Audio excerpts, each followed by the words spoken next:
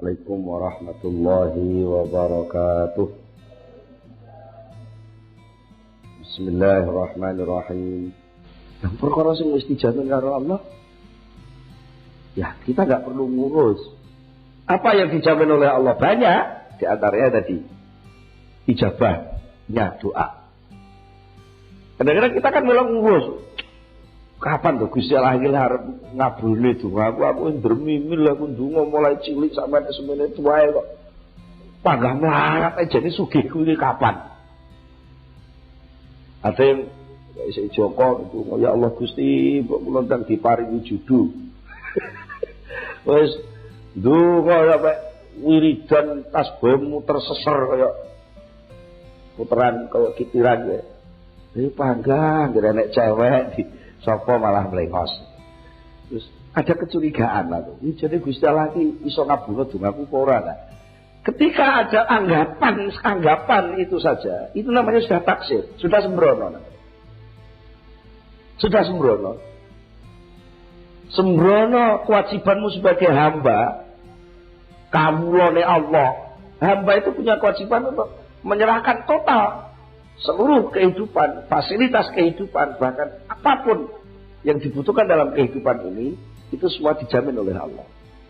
Tugas kamu adalah menyelenggarakan kewajiban sebaik mungkin, mendudukkan diri dalam arti diri lahir dan batin di hadapan Allah itu sesopan mungkin.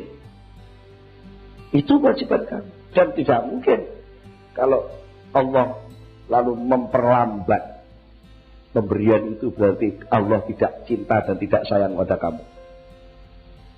Apa setiap keterlambatan itu berarti tidak ngereden? Karena apa? Secanggih-canggih data yang kamu punya sebagai hamba, itu pasti orang yang sak pojoke data yang dipunyai oleh Allah. Data yang dipunyai oleh Allah.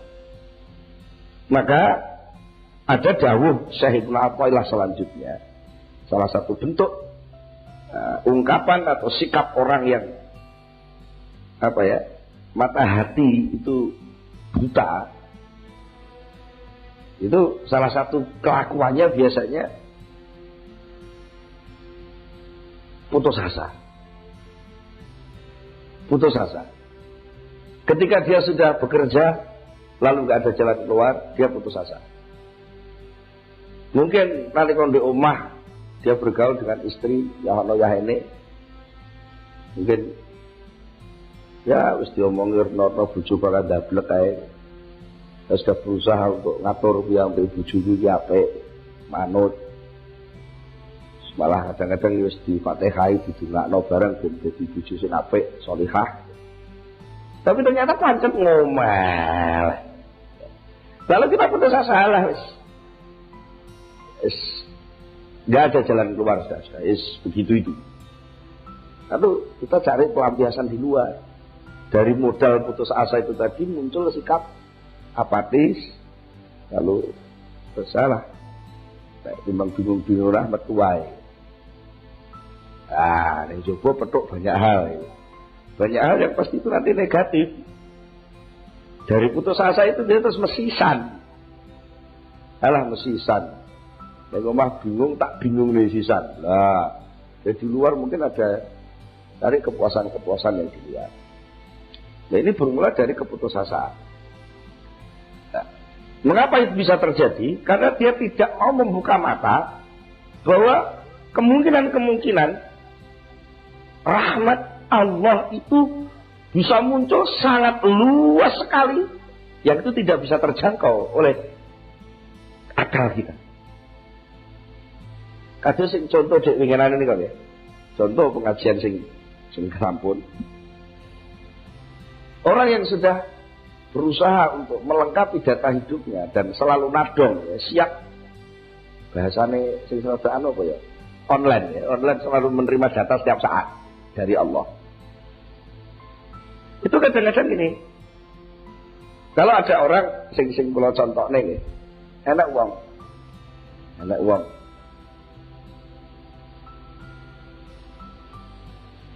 Nandur, sing contoh dek wingi kan nandur gitu. Nanem sudah dirabuk, diusahakan sedemikian rupa, dia nanam, wayah panen ketra omo. Contoh yang kemarin kan gitu, wayah panen ketra omo, gabai dipangan tikus. Nah itu orang yang datanya cepat, datanya data yang hanya sebatas yang dia tahu, maka dia akan menyimpulkan bahwa oleh kunandur ini rugi.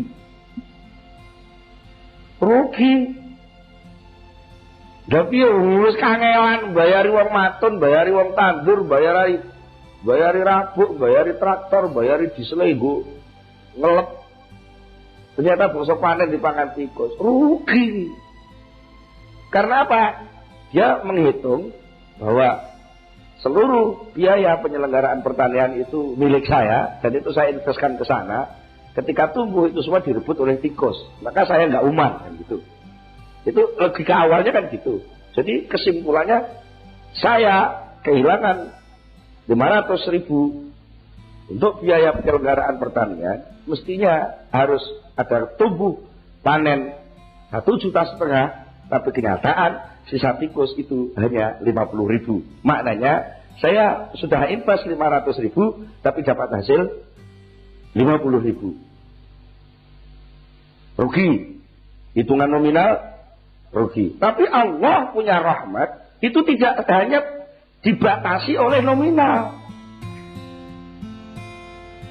Ada kemadharatan lain yang seandainya itu dibiarkan dari hasil panen Anda itu, seandainya oleh Allah dibiarkan panen itu sampai nggak dimakan tikus, sementara sampai dapat uang hasil benar-benar 1,5 juta. Karena ketika kamu menanam, menginvestkan itu, mungkin harta yang kamu tanamkan di situ hasil colongan. Mungkin ketika kamu nanam itu ada kemarahan karena waktu krisis, sehingga beralih profesi jadi petani itu sambil marah gitu. Hawa kemarahan ini akan terserap oleh tumbuhan yang namanya padi itu. Yang itu tidak kita masukkan data. Sehingga ketika panen nanti, gabah yang mungkin kalau kamu jual 1,5 juta, itu kalau dimakan anak cucumu, nanti hawa marah, hawa godok, hawa ngamuk itu akan menumbuhkan akhlak yang akan merigukan kehidupanmu lebih parah lagi. Mungkin kerugiannya bisa 1,5 miliar. Gara-gara apa? Anakmu ngamukan, anakmu nakal gara-gara makan hasil panen 1,5 juta campur godok. Nah, oleh Allah diselamatkan kamu dengan cara apa? Taat malaikat, datangkan saja itu tikus-tikus, habiskan itu seluruh gabah untuk penyelamatan generasi supaya tidak rusak mereka. Nah, berarti kehilangan berapa? 450.000, ya kan? Dia invest 500.000, oleh panenan saya ketahui, berarti kan kehilangan nominal uang 450.000, tapi bisa menyelamatkan kerugian yang lebih besar. Umpama kuwi dinominalkan mungkin iso 1,5 triliun, mungkin iso 1,5 miliar, mungkin iso 15 juta.